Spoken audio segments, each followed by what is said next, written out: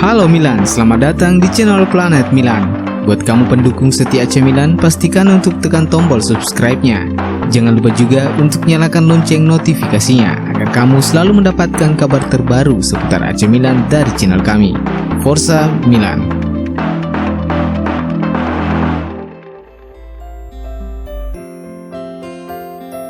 AC Milan melakoni perjalanan mereka musim ini yang mungkin bagi banyak pihak di luar prediksi sebelumnya.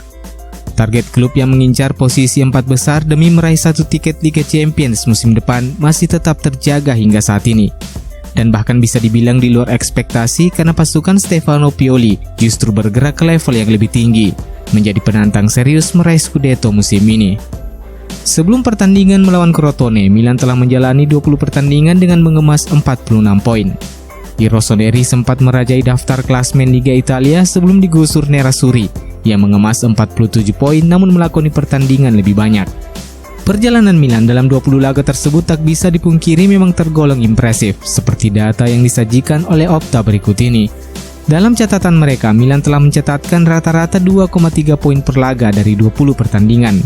Sepanjang keikutsertaan mereka di Penta Serie A, Milan hanya 2 kali mencatatkan rataan poin yang lebih baik dari musim ini setelah melakoni 20 pertandingan, yakni pada musim 2003-2004 di mana Milan rata-rata mengemas 2,41 poin dan musim 2005-2006 dengan 2,31 poin. Capaian tersebut tentu saja menjadi gambaran nyata bahwa Milan telah memasuki periode yang lebih baik dalam 10 tahun terakhir. Dan tentu saja kita menantikan bagaimana I Rossoneri mempertahankan tren positif itu hingga akhir musim nanti.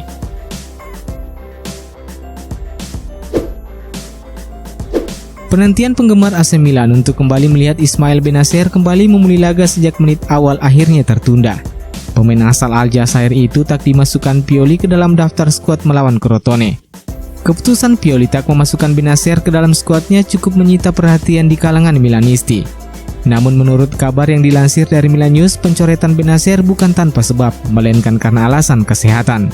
Laporan tersebut mengungkapkan bahwa gelandang 23 tahun itu mengalami gejala awal bronkitis dan juga mengalami sedikit demam. Ia bahkan tak mengikuti sesi latihan terakhir bersama Milan. Selain itu, ihwal tak ada namanya Sandro Tonali dalam skuad melawan Crotone juga ikut tersingkap. Menurut laporan Milan News, Tonali belum pulih dari masalah pinggulnya, yang membuat sang pemain belum merasa nyaman untuk bermain. Zlatan Ibrahimovic mencetak 2 gol bersejarah yang mengantarkan AC Milan meraih poin penuh usai menggasak Crotone 4 gol tanpa balas di pekan ke-21 lanjutan Liga Italia. Ibrahimovic membuka kemenangan Milan melalui golnya di menit ke-30, sekaligus menandai rekor gol ke-500-nya di level klub. Pundi-pundi gol Ibrahimovic kembali bertambah menjadi 501, tatkala ia kembali mencatatkan namanya di papan skor di menit ke-64 yang membawa Milan unggul 2-0. Hakan Çalhanoğlu yang baru dimasukkan Pioli di menit ke-51 juga langsung memberikan dampak instan pada pertandingan ini. Ia memberikan 2 assist yang sempurna untuk 2 gol tambahan AC Milan yang semuanya diciptakan Ante Rebic, masing-masing di menit ke-69 dan di menit ke-70. Dengan tambahan 3 poin ini, Milan kembali menguasai puncak klasemen Liga Italia dengan raihan 49 poin. Sekaligus memaksa Inter Milan turun tahta ke posisi kedua yang sebelumnya sempat merasakan empuknya kursi singgasana sehari sebelumnya. Sebuah rumor menggelitik kembali beredar beberapa hari ini terkait wacana pertukaran Ismail Bennacer dan Gabriel Jesus. Menurut kabar yang dilansir dari Calcio Mercato Web, AC Milan konon kabarnya bisa mencari rekrutan besar musim panas ini, terutama jika mereka meraih Scudetto atau paling tidak lolos ke Liga Champions. Dan untuk menambah kedalaman skuad, Milan dirumorkan memantau situasi striker Manchester City Gabriel Jesus. Posisi Gabriel Jesus di Etihad Stadium kabarnya sedang terancam usai Pep Guardiola berencana memboyong Erling Haaland sebagai penerus Sergio Aguero. Rencana Guardiola tersebut lantas memunculkan spekulasi bakal tersingkirnya Gabriel Jesus, dan Milan kemudian disebut-sebut bisa memanfaatkan situasi ini dengan memboyong striker asal Brasil itu ke San Siro. Rencana tersebut lantas menggiring spekulasi bakal adanya ide pertukaran yang melibatkan Ismail Bennacer, sosok pemain yang selama ini menjadi incaran The Citizen. Terkait dengan rumor itu, tim Planet Milan mencoba menganalisa apakah ide pertukaran ini masuk akal atau tidak.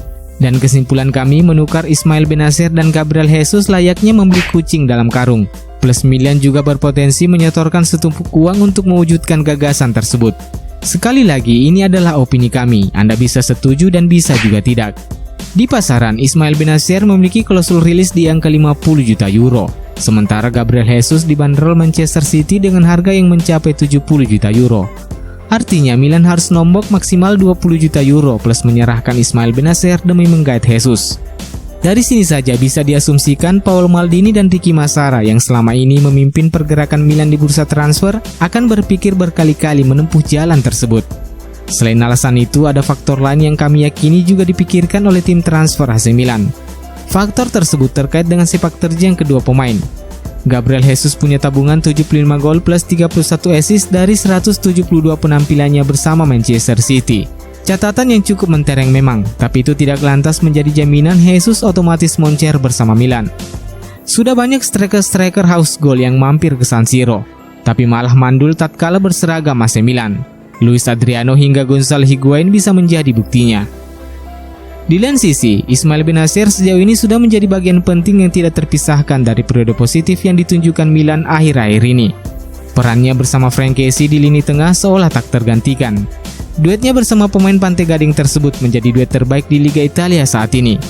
Ketika Ismail Bennacer absen, Frank Kessie seperti bekerja sendirian. Sandro Tonali maupun Sualiho Mete yang berdiri di sampingnya belum bisa memberikan kontribusi sebesar Bennacer. Jika peran Bennacer sudah sangat vital dengan pola permainan Milan saat ini, kami yakin Paolo Maldini dan kolega justru akan memprioritaskan mempertahankan sang pemain, ketimbang memasukkannya ke dalam paket pertukaran demi menggait pemain baru yang belum tentu akan bersinar di Liga Italia. Dan jika di bursa transfer musim panas nanti, Milan kembali bergerak mencari striker anyar. Menurut analisa kami, Milan kemungkinan besar mencari striker yang punya track record mumpuni, dengan harga yang masih masuk valuasi keuangan mereka. Ditambah tak akan memasukkan pemain-pemain bintangnya ke dalam paket kesepakatan transfer, apalagi jika Zlatan Ibrahimovic masih dipertahankan. Kepergian Matteo Musacchio, bek asal Argentina yang dijual Milan ke Lazio, dan Leo Duarte, bek asal Brasil yang dipinjamkan ke Istanbul Başakşehir, nyatanya menyingkap cerita unik bagi AC Milan. Selama 6 bulan ke depan atau hingga kompetisi 2020-2021 resmi berakhir, kita tidak akan melihat pemain-pemain asal Amerika Selatan di dalam daftar skuad AC Milan. Sisi uniknya karena ini menjadi yang pertama kalinya dalam rentang 24 tahun terakhir. Sebagai catatan, sejak musim 1996-1997, tatkala AC Milan merekrut Leonardo dan Andre Cruz, Rossoneri selalu membuka pintu bagi pemain-pemain asal Amerika Selatan, utamanya dari Brasil, Uruguay, dan Kolombia. Selama kurun waktu 24 tahun berturut-turut, pemain-pemain asal Amerika Selatan menjadi bagian dalam skuad AC Milan. Nama-nama seperti Kaká, Cafu, Dida, Ronaldinho, Ronaldo, Pato, Hernan Crespo, Thiago Silva, Christian Zapata, hingga Diego Laxalt pernah mengisi skuad tim merah hitam. Sepanjang sejarahnya, 10 pemain asal Brasil, 1 pemain Uruguay, dan 1 pemain asal Kolombia. Jika diakumulasikan telah mencatatkan lebih dari 100 penampilannya bersama Rossoneri.